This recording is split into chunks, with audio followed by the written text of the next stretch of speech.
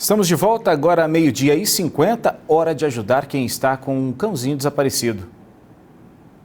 A Alecira Roriz mandou essa foto pra gente. Essa é a cadelinha Maria Isabel. E segundo a Alecira, foi furtada nessa madrugada na Vila Portuguesa, aqui em Lusiânia.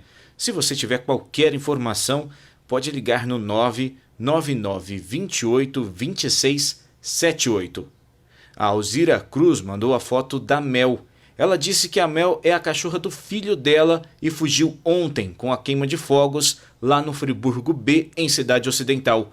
O telefone de contato é o 983506657. Se você tiver alguma informação, pode ajudar a encontrar a Mel. Mais uma cachorrinha Shih Tzu desaparecida agora no setor Fumal. Ela desapareceu ontem, dia 31, por volta das 8 da noite e atende pelo nome de Meg. Se você tiver qualquer informação que ajude a chegar até a Meg, pode ligar no 999575924 ou 999480748. E apareceu um cachorrinho na Vila Juraci ontem, assustado por causa dos fogos. É macho e parece ser da raça Pinscher.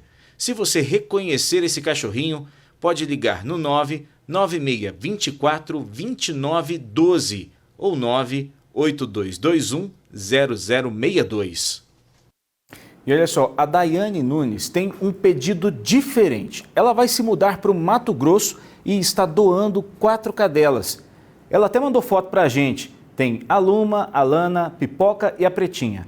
A Daiane mora no Parque Estrela d'Alva 3, aqui em Lusiânia. E se você tiver interesse em fazer uma adoção solidária, vou te passar o número de telefone dela. É esse que está aparecendo aí na tela, ó, 99264-6406. Vou repetir, 99264-6406. Uma atitude interessante, já que ela vai se mudar, não tem com quem deixar as cadelinhas, né? Ela está doando, então se você tiver interesse, é só entrar em contato com ela.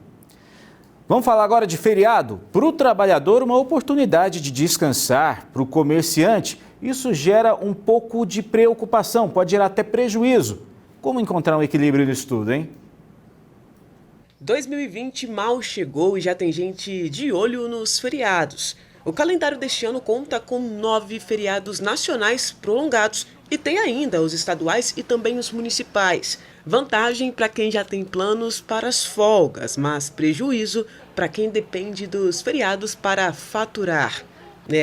O cenário não é dos mais favoráveis para alguns lojistas. Para grande parte do comércio é prejudicial, né? Porque se você abrir, você tem um custo dobrado, com horário 100%, porque está trabalhando de feriado.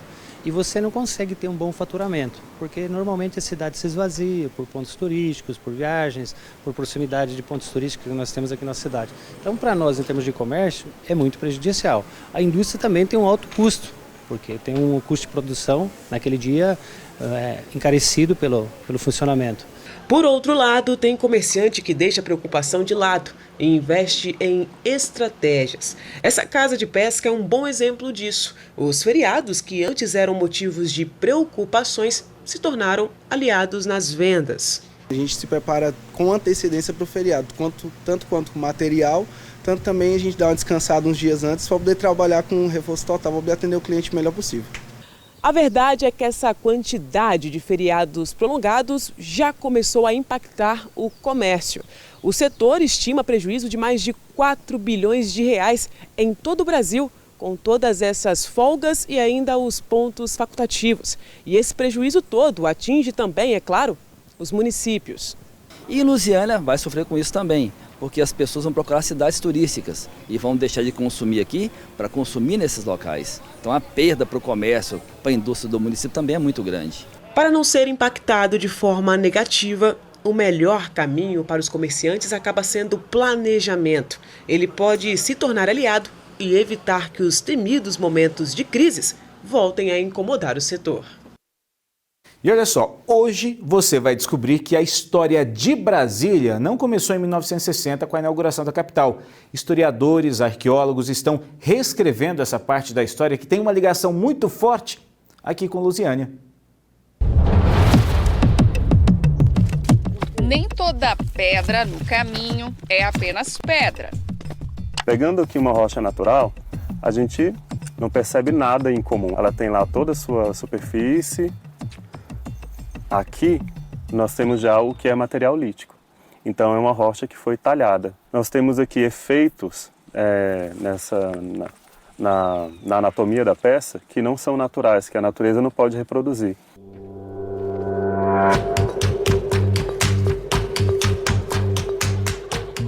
Essa daqui, em especial, é muito bonita. É anatômica, ela tem muitas serrinhas, como se fosse uma faca de serrinha, e ela fura. Para explicar quem produziu esta ferramenta e quando, vamos à linha do tempo do DF. A história do nosso quadradinho começou muito antes da construção de Brasília, nos anos 50. Entre o final do século XIX e início do XX, a fase conhecida como Missão Cruz, que saiu do Rio de Janeiro para demarcar a área do futuro Distrito Federal. Entre os séculos XVI e XIX, a região do DF vivia o período colonial, com mineração, criação de gado, ocupação indígena e o nascimento de Planaltina e Lusiânia. E antes do Brasil virar colônia portuguesa? Aí temos o período pré-colonial, anterior ao século XVI. Por aqui moravam povos indígenas que ocuparam esta região por milhares e milhares de anos. E ao longo do tempo, este habitante do DF ficou no Paranoá. Ele explorou bastante esta região, que tem água, árvores frutíferas e muitas rochas. É uma fábrica de ferramentas. Então, é muito mais comum encontrar o resíduo da produção da ferramenta do que a própria ferramenta.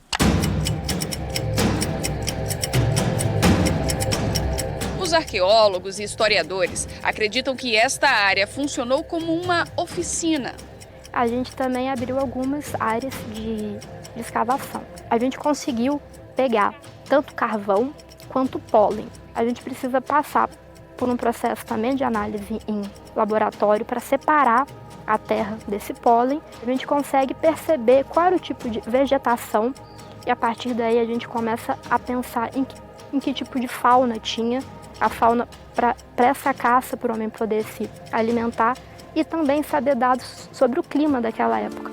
E sabe o que os pesquisadores já descobriram com aquele carvão que eles encontraram?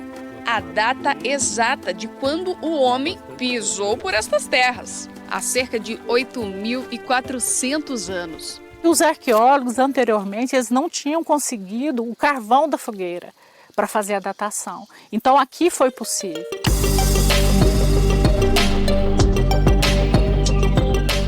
O sítio arqueológico levou o nome do córrego que corta a região, Cachoeirinha. Este é um dos 64 sítios do DF e só foi descoberto por causa da exigência de licenciamento ambiental. Todo empreendimento que vai ser instalado, o IPHAN deve ser consultado. Mas nem todos vão precisar de levantamentos arqueológicos. Nessa área aqui, nós vimos que tinha um grande potencial para a existência dessas sociedades pré-históricas. Uma empresa decidiu construir aqui uma estrada e o Instituto do Patrimônio Histórico e Artístico Nacional, o IPHAN, exigiu licenciamento.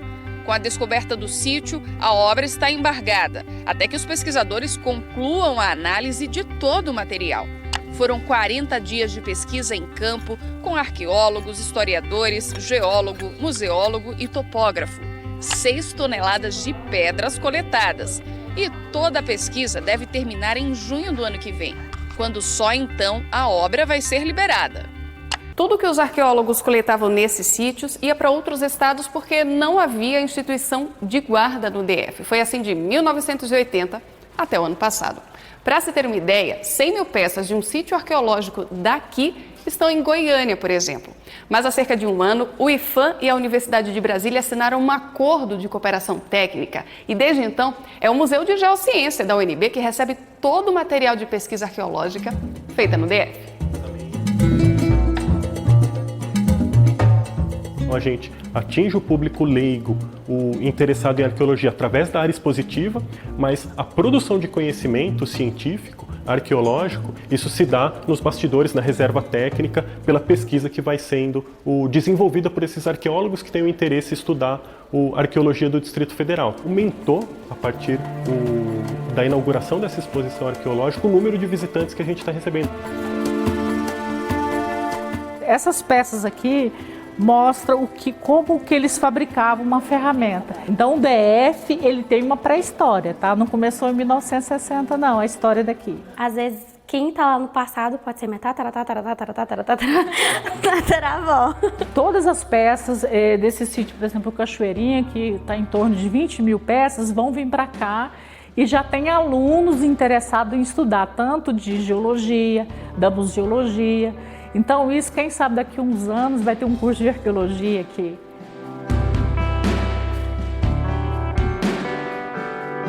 É quando o próprio povo, a própria comunidade reconhece aquilo como sendo seu e atua na sua proteção. É a nossa melhor chance de conseguir preservar os bens arqueológicos. Escavei sítios no Brasil inteiro, fora do Brasil, em diversos outros países, mas escavar um sítio aqui tem esse gosto a mais, de uma descoberta na minha terra, uma identidade brasiliense que é muito anterior à fundação de Brasília.